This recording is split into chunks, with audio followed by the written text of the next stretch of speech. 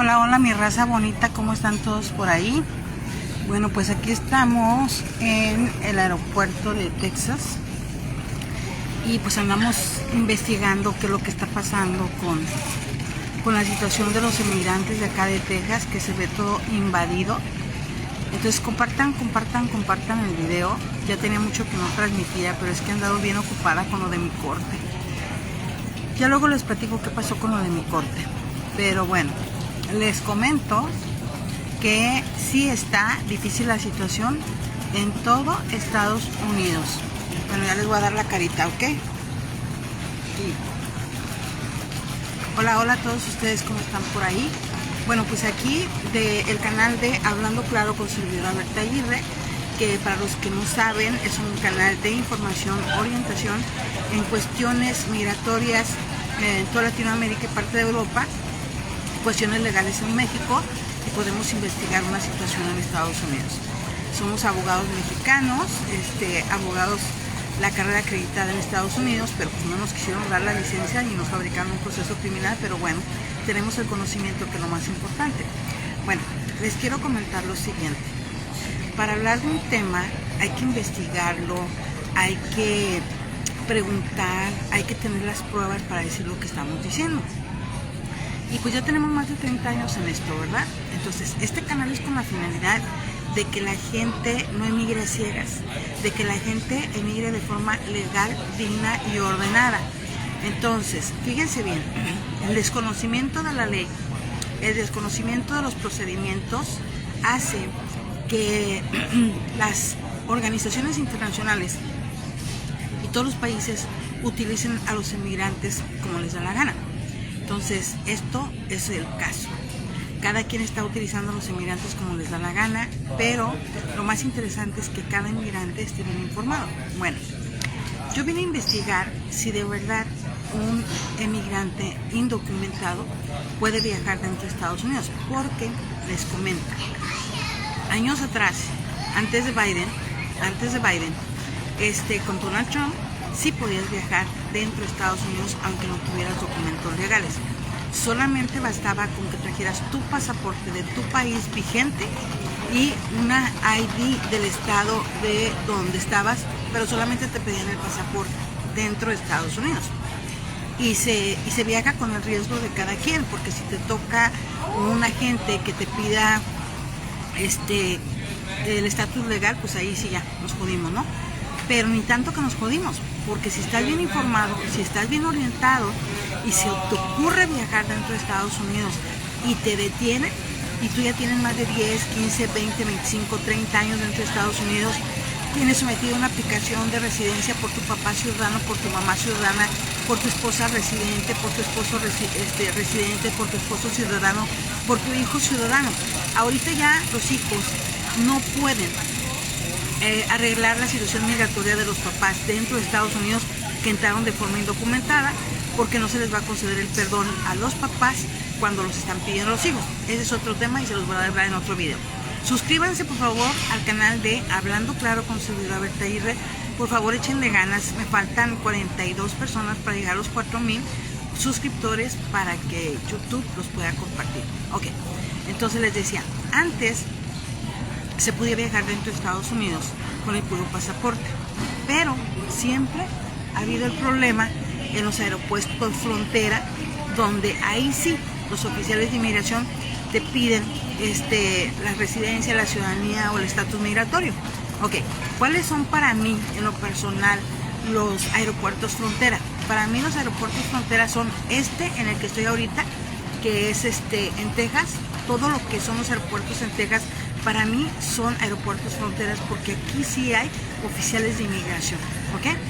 En todos hay oficiales de inmigración, pero en estos aeropuertos fronteras hay agentes encubiertos por todo el aeropuerto, y aparte de eso, pues en los pases de chequeo. Todo esto que yo les hablo, nadie se los habla, por eso se llama Hablando Claro con servidora Berta Aguirre, porque yo también soy inmigrante. Y cuesta 1 y pedimos 4 para poder venir de indocumentados a Estados Unidos, como por no estar informados, pues entonces les den una patada en el trasero y los manden para afuera. Ok, entonces, Para mí los aeropuertos fronteras son todos los que están en Texas, todos, pero en especial el de Fort Worth, el de Houston y el de San Antonio. ¿Por qué el de San Antonio? Porque de San Antonio todos viajan a Ciudad Juárez, de San Antonio viajan a Piedras Negras, de San Antonio viajan a todo lo que es la frontera. Entonces, el más duro de los aeropuertos es Houston y San Antonio, conjuntamente con este. Otro aeropuerto frontera para mí lo personal es el de Los Ángeles, California. ¿Por qué? Porque donde recoge las maletas, las bandas donde recogen las maletas, aquí en Texas y allá en California, ¿cómo se llama? En Los Ángeles, ahí hay agentes de inmigración en donde tú estás, en las bandas de la maleta, ahí hay agentes de inmigración con perros, ahí en Los Ángeles, y aquí también en Houston y en San Antonio y en Fort Worth. Entonces, ¿qué tenemos que hacer? Estar informados y no tener miedo, porque si estás informado no debes de tener miedo. Ok, ahorita yo estaba hablando con un oficial de inmigración y le pregunté, no quiso salir en cámara, pero le pregunté, oiga, ¿un indocumentado puede viajar dentro de Estados Unidos? Y me dijo, puede viajar, pero si le toca revisión y sucede que no tiene documentos legales, y si no tiene algún argumento legal, pues entonces va a tener que ser deportado. E inmediatamente me dijo, porque se están deportando inmediatamente aquí en el estado de Texas. Ah, ok, ¿qué quiere decir eso? Que si te detienen, eres indocumentado y al azar te piden la residencia, la ciudadanía, el parol, el asilo, lo que sea, que estás legal dentro de Estados Unidos o que te dieron una entrada legal. Bueno, si no tienes eso, entonces tienes que tener buenos argumentos. ¿A qué se refiere? A que tienes que tener buenas pruebas para demostrar por qué no te tienes que ir de Estados Unidos. Entonces, lo que tiene que hacer la gente cuando los detengan en los puntos de frontera es, no deben de firmar la salida voluntaria.